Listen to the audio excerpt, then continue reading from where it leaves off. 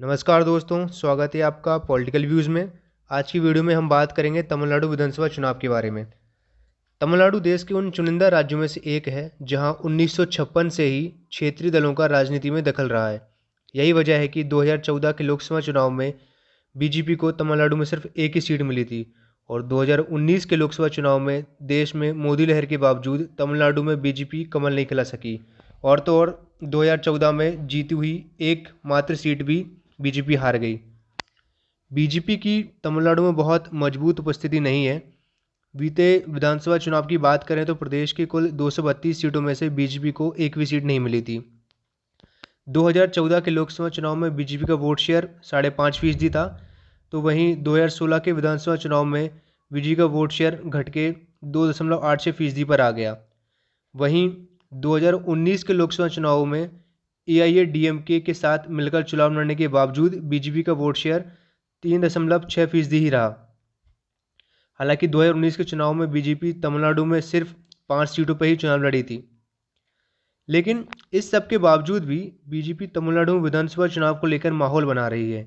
प्रदेश में जमीनी स्तर पर अपनी उपस्थिति दर्ज कराने के लिए पार्टी हर वह चीज़ कर रही है जो उसे सही लगता है। केंद्रीय गृह मंत्री अमित शाह ने हाल ही में तमिलनाडु का दौरा किया था। इस दौरान एआईएडीएमके और बीजेपी ने राज्य में होने वाले विधानसभा चुनाव में साथ मिलकर लड़ने का ऐलान किया है। सूबे के उप मुख्यमंत्री ओपीएस ने इस बात की घोषणा की। तमिलनाडु में अगले साल अप्रैल मई के महीने में 2021 में विधानसभा चुनाव होंगे और उसके पहले से ही राजनीतिक हलचल तेज हो गई है।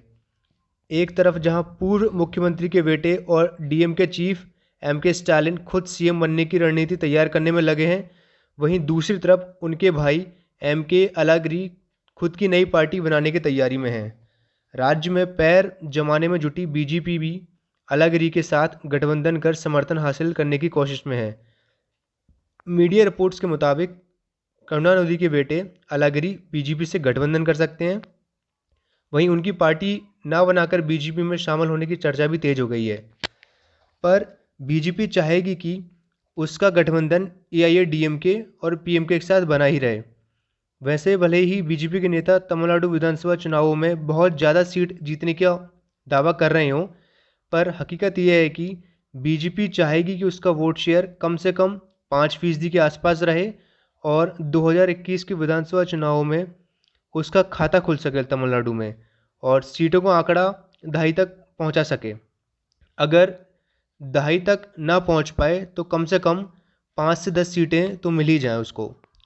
हालांकि यह तो सिर्फ अभी शुरुआत है। जैसे जैसे 2021 विधानसभा चुनावों की तारीख नज़दीक आती जाएगी, वैसे वैसे हमें नए सियासी समीकरण देखने को मिल सकते हैं और बीजेपी इन चुनावों में कुछ कमाल कर पाएगी या नहीं, ये तो आने वाला कुछ समय में पता चल ही जाएगा। पर आप इसी तरह की वीडियो को देखने के लिए बने रहिए हमारे चैनल के साथ। और अगर अभी तक आपने चैनल को सब्सक्राइब नहीं किया हो तो चैनल सब्सक्राइब करना ना भूलें और बेल आइकन जरूर दबाएं, जिससे जब भी हमारे चैनल पर कोई नई वीडियो अपलोड हो उसका सीधा नोटिफिकेशन आपको मिल सके। धन्यवाद।